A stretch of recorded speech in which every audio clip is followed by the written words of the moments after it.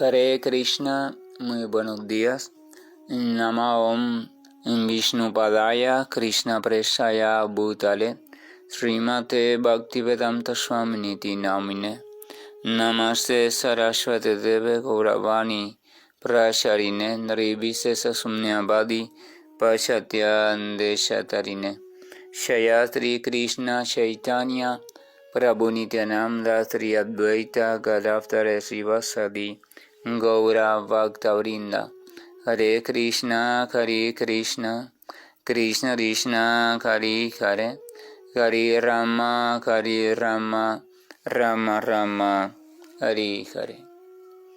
Hare Krishna reiterados, feliz como siempre de poder continuar con las lecturas y propuestas de reflexiones sobre los maravillosos textos del Srimad Bhagavatam, textos relacionados con los pasatiempos o actividades amorosas que se desarrollan entre el Señor y aquellas dichosas porciones integrales de Él o almas purificadas en todo sentido que se encuentran constantemente en un ejercicio consciente de amor que se muestra o manifiesta en forma de constante servicio devocional desde diferentes tipos de sentimientos, todos puros, perfectos y plenos.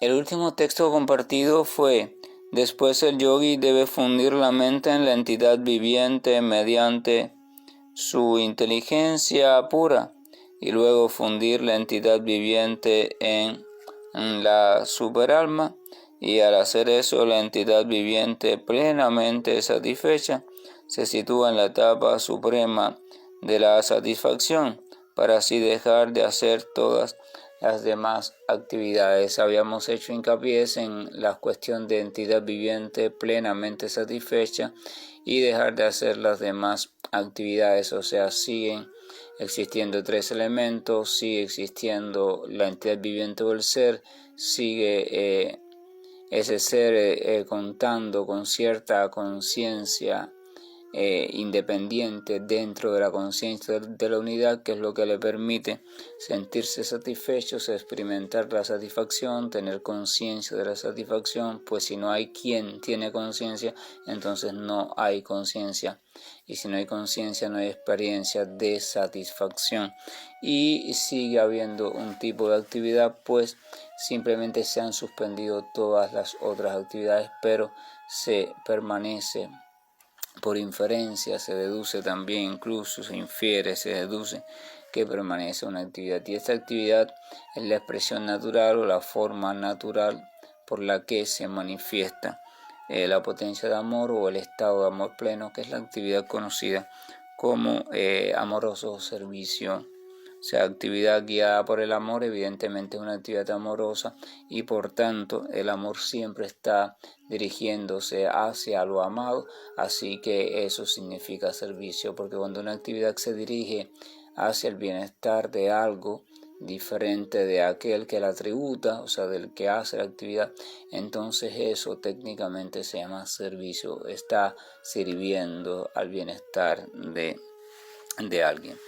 Técnicamente ese estado donde ya se ha trascendido todo lo que tiene que ver con la identificación material, incluyendo los conceptos materiales de lo mío y el concepto del yo desde el punto de vista material o derivado de la relación material.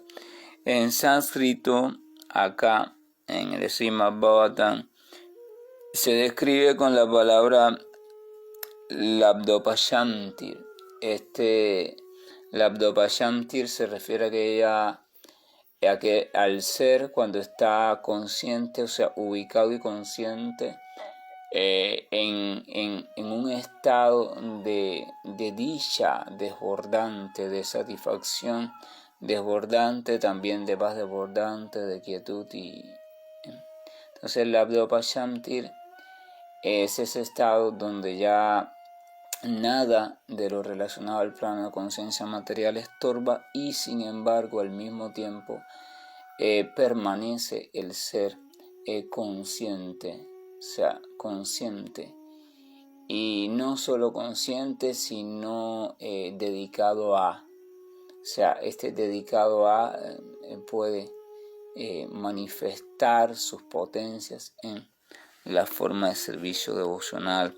El texto número 17, que es el que le continúa, dice: en ese trascendental estado de Labdopashanti no existe la supremacía del devastador tiempo, el cual controla incluso a los famosos semidioses celestiales que están apoderados para administrar sobre todas las cuestiones del mundo material, incluyendo a las criaturas a quienes tienen sujetas. Ni tampoco existe en él, o sea, en ese estado de Labdopashanti, la modalidad de la bondad material, ni la modalidad de la pasión material, ni la ignorancia, y ni siquiera el ego falso, ni el océano causal material, ni la naturaleza material. O sea, no hay allí vestigio alguno de la energía material. En ese momento entonces está, por decirlo así, en la situación de entrada en los valores de la cualidad conocida como espiritualidad. Hay que entender que hay un continuo entre lo que llaman material. A mí esos términos no me gustan mucho porque hacen la idea como que de opuestos, ¿verdad? Pero es solo un continuo, porque en verdad el Señor es uno, la energía del Señor es una, aunque tiene diferentes potencias para que se desarrollen diferentes cuestiones, pero siendo una, entonces deben verse como un continuo.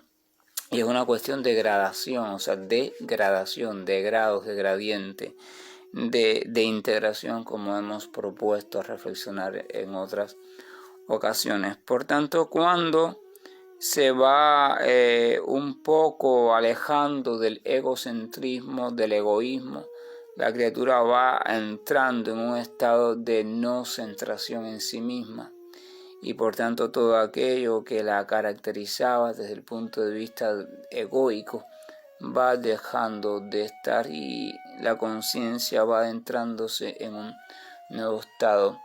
Entonces hay un periodo ahí, hay un grado, hay un fragmento de ese espectro gradual evolutivo consciente, que donde ya no hay implicaciones con la cuestión material, o sea, ya nada de lo perteneciente a lo material afecta, influye, domina, condiciona a la criatura, ni siquiera, fíjense, acá ni siquiera el factor tiempo. O sea, el factor tiempo deja de condicionar. ¿Por qué? Porque el factor tiempo, conocido como Kala también, acá en este caso en sánscrito, el factor tiempo solamente tiene poder condicionante en el plano de existencia material, donde se muestra como una variable condicionante. Cuando el plano de existencia material deja de ser el plano regente para la chispa consciente o el ser consciente, el factor tiempo ya no puede determinar, porque el factor tiempo solamente puede deteriorar, solamente puede transformar, movilizar a la construcción que se ha hecho a partir del ego falso, a la construcción que se ha hecho a partir de la identificación con la cuestión material o con la cuestión de las sombras y los reflejos. En muchos textos de muchas culturas, esa alusión al mundo material como un conjunto dinámico, una combinación siempre dinamizada, o sea, en constante cambio, de luces y reflejos, o sea, de sombras en diferentes gradientes.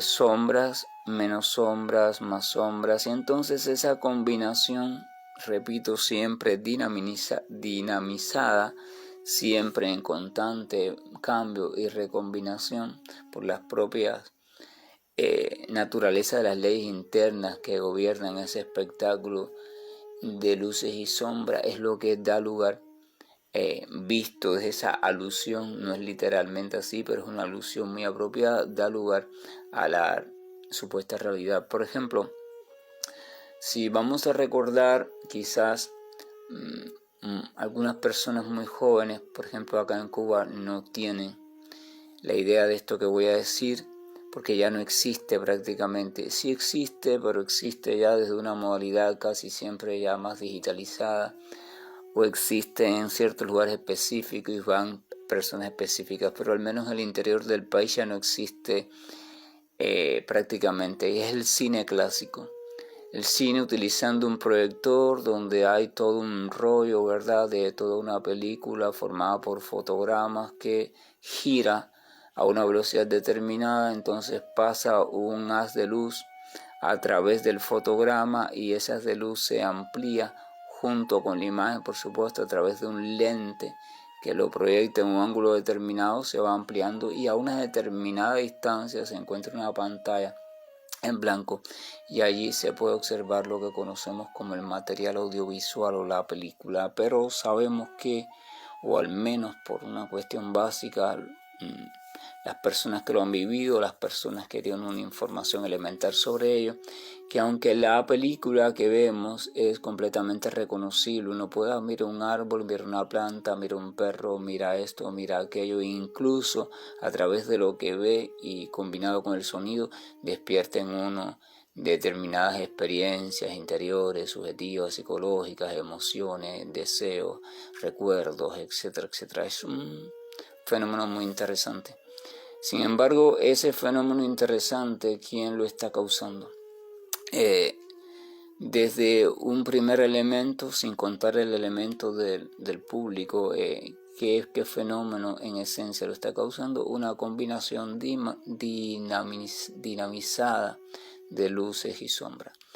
Si observamos un fotograma, igual, por ejemplo, yo antes, recuerdo era pequeño, tenía una cámara fotográfica soviética, cuando eso el campo socialista de la Unión Soviética estaba todavía en pie, y entonces mis padres me compraron una cámara fotográfica porque me gustaban las imágenes y quería hacer fotos. En ese momento los rollos eran en blanco y negro, la fotografía era en blanco y negro, y entonces cuando yo iba al estudio fotográfico para que me revelasen el rollo e imprimiesen la fotografía, el rollo te lo daban, y entonces yo me entretenía mucho mirando el rollo así a contraluz y viendo aquellas figuritas que eran inversas a lo que estaba en la foto, o sea, lo que estaba en el rollo más oscurecido en la foto era lo que estaba más claro y viceversa también.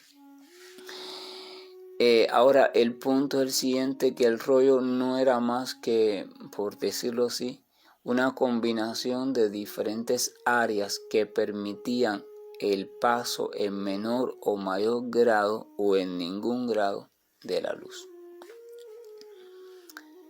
Eso es literalmente visto desde el punto de vista frío, desde el punto de vista de lo que se ve, es que eso. Que la mente identifica, mira esta mancha, se identifica con un perro, perfecto, pero lo único que hay es eso.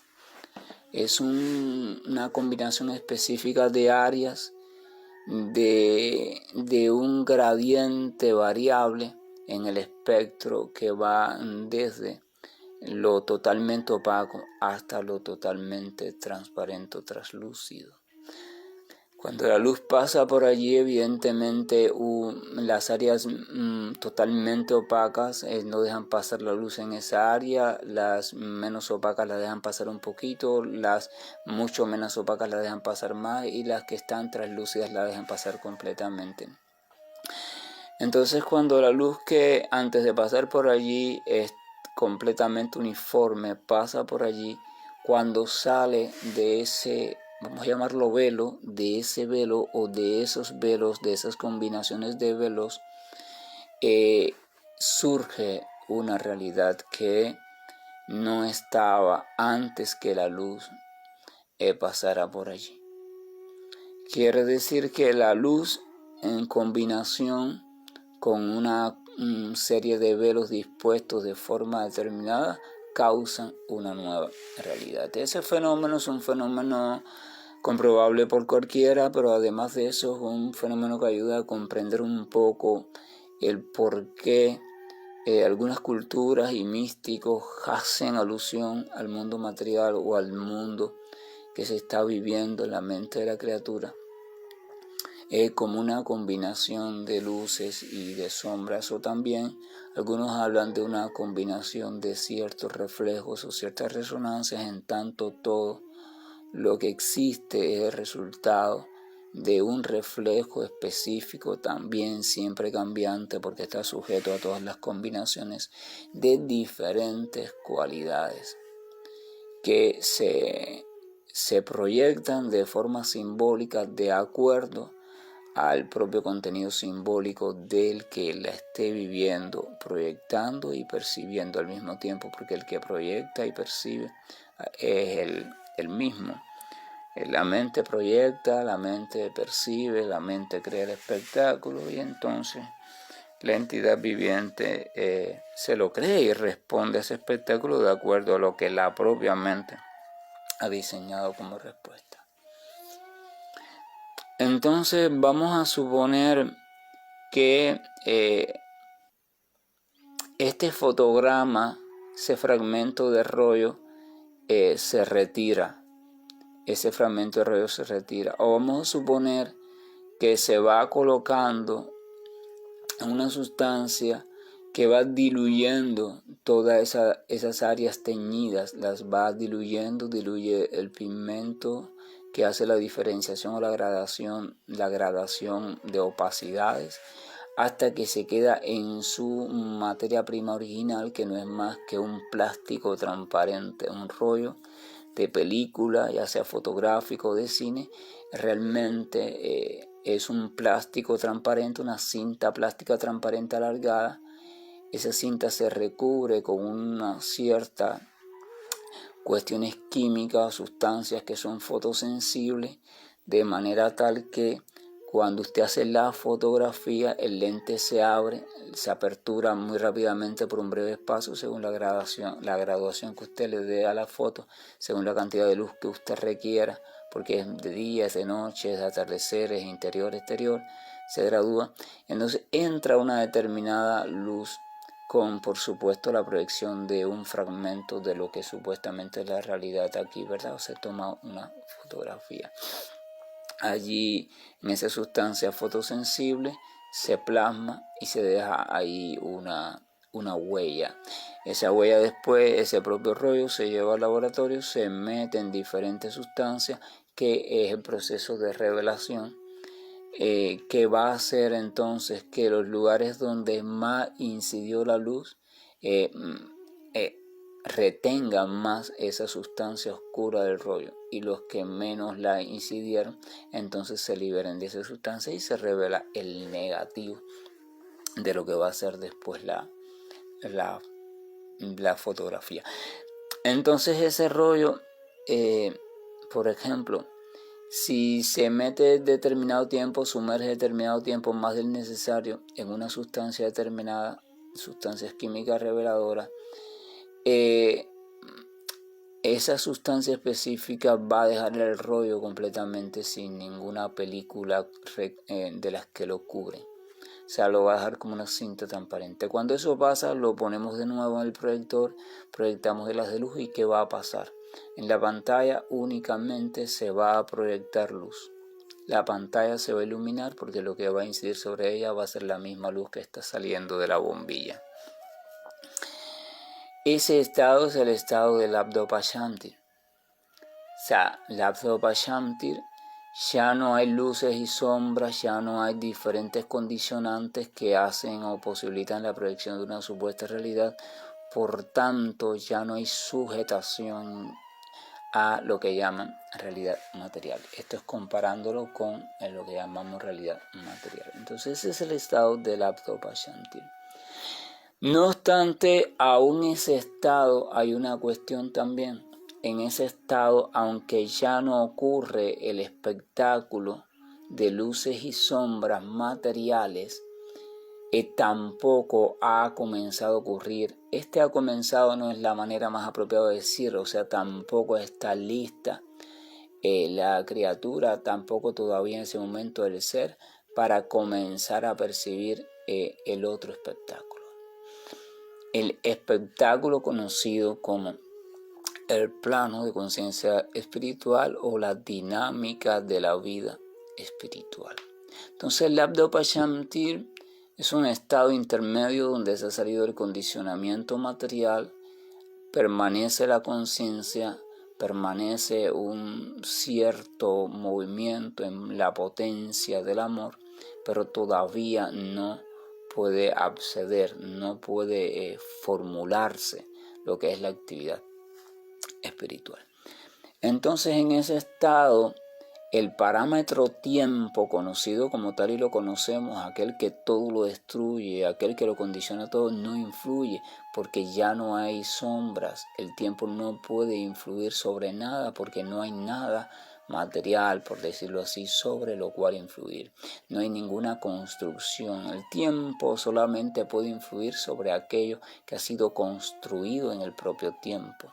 Porque como todo ha sido construido en el mundo material en el propio tiempo, y esta construcción, hablo de construcción externas, el hombre construye, por ejemplo, carreteras, edificios, pero también las construcciones de la naturaleza, y también hablo de las construcciones internas, los pensamientos, la memoria, el sentido de las cosas, los sentimientos, emociones, o sea, todo es construido con diferentes materiales y bajo diferentes también situaciones. Entonces todas esas construcciones van sucediendo en el tiempo. Y como van sucediendo en el tiempo pasa a ser una variable fundamental en esas construcciones.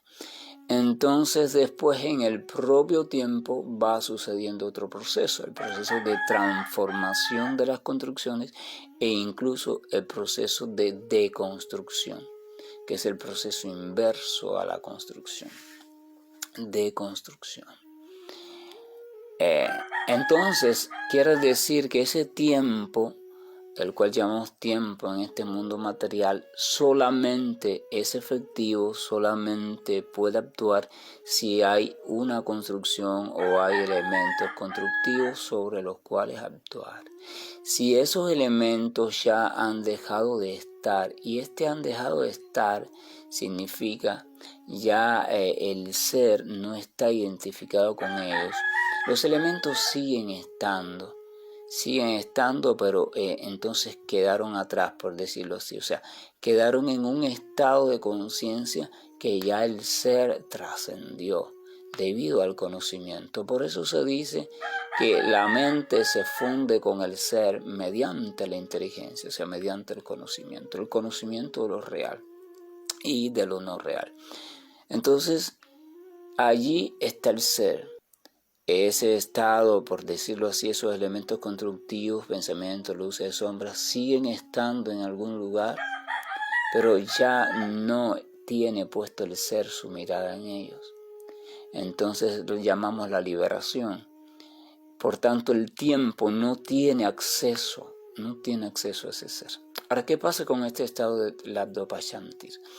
Como todavía no ha comenzado tampoco la posibilidad, no están creadas las condiciones todavía, la conciencia no se ha refinado lo suficiente para vivir el espectáculo espiritual, entonces está en una situación ahí muy inestable y peligrosa.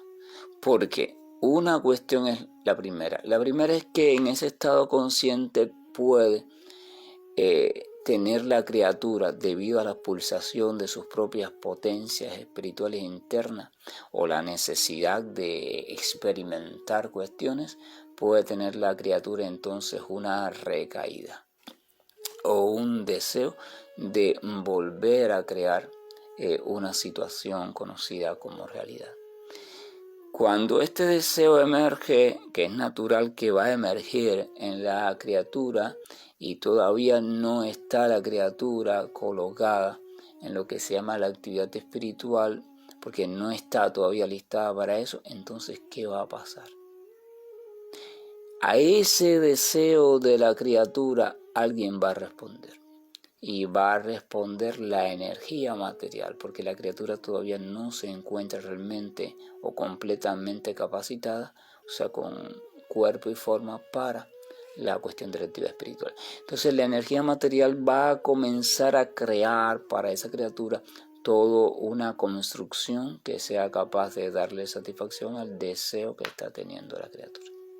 El Abdo-Pashamtir es un estado indudablemente muy trascendental, pero el cual es muy inestable. Nadie puede permanecer en ese estado por siempre, porque la propia cualidad activa o inductora de actividad del alma va a hacer que se mueva, va a hacer que cada cierto periodo de tiempo entre en algún tipo de determinada realidad, y si no está preparado para la realidad espiritual tendrá inevitablemente que entrar en la actividad material. Pero el punto es que en ese estado ya no existe el tiempo. Entonces viene ahí otro peligro, que es el peligro de la tentación. Al estar en el Abdo-Pashamtir, la entidad viviente original, consciente, y al ver y concebir cómo se ha liberado de todo y como ya ni el tiempo siquiera afecta a su naturaleza, entonces puede envanecerse y puede, en un asomo de supuesta conclusión, concluir que es el Ser Supremo. E incluso puede comenzar conscientemente no a caer en una realidad determinada, sino conscientemente a construir. Hay dos formas de entrar en la supuesta realidad material. Una de forma obligatoria, o sea, surge la tendencia activa dentro de la entidad viviente y entonces la energía material crea un espectáculo y la entidad viviente es colocada allí sin siquiera darse cuenta de ello. Como se dice en Cuba, en un pestañear, en un abrir y cerrar de ojos. Pero está la otra manera. La otra manera es que estoy consciente de mi situación, estoy consciente de que estoy en un punto donde puedo poner en marcha todo un proceso creativo, un proceso constructivo en la energía material, o sea, me siento el dueño de la energía material, me siento el disfrutador, me siento el controlador, o sea, ese es el ego falso, me siento, y entonces comienzo a dirigir el proceso creativo, comienzo a dirigir deseos, a formarlos, y la energía material evidentemente tiene que responder, porque hay una potencia en la entidad viviente. La entidad viviente no es solo porción de energía, la entidad viviente es porción también del energético, o sea, es porción de la gran personalidad de Dios, es una porción. Y la energía material está diseñada eternamente para responder a la suprema personalidad. Y entonces, siendo la entidad viviente una porción de esa personalidad, cuando se encuentra o se ubica en su estado original como porción viva, consciente, llena de potenciales deseos, entonces, y se vuelve lúcida en ese sentido, o sea, lo reconoce así, entonces la energía material tiene que responder a ella. Una porción de la energía material correspondiente a la porción de esa entidad viviente está allí, por decirlo así, a sus pies, a su merced. Si la entidad viviente se da cuenta de eso, entonces desde un pensamiento un poco todavía egoísta y un pensamiento todavía que no ha conocido el verdadero amor, entonces ¿qué hace? Empieza a hacer su creación, su propia creación. Entonces ahí están los dos peligros básicos en el estado del Abdo-Pashamtir, el peligro de caer sin darse cuenta y el peligro de conscientemente caer pensando que no se ha caído. Entonces dice que allí no existe la supremacía del tiempo, el cual controla incluso a los semidioses celestiales que se encuentran, que están apoderados para administrar a toda la creación y a las criaturas en general, ni tampoco existe en él, en ese estado, la modalidad de la bondad, la pasión, ni la ignorancia material, y ni siquiera el ego falso, ni el océano causal material, ni la naturaleza material. O sea, no existe nada de eso, pero sigue existiendo el ser y sigue existiendo el ser de alguna forma y en alguna forma consciente, porque de lo contrario no podría estar satisfecho. Este detalle es pequeñito, pero es necesario comprenderlo. ¿Cómo se puede estar satisfecho si no se está consciente?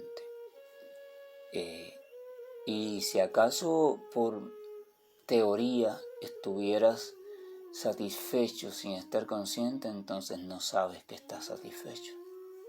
No sabes que estás satisfecho. Entonces realmente no lo estás.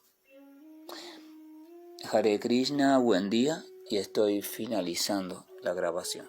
Krishna Krishna Krishna Shri Krishna Govind Hare Murari Janat Narayan Vasudeva Shri Krishna Govind Hare Murari Janat Narayan Vasudeva Shri Krishna Govind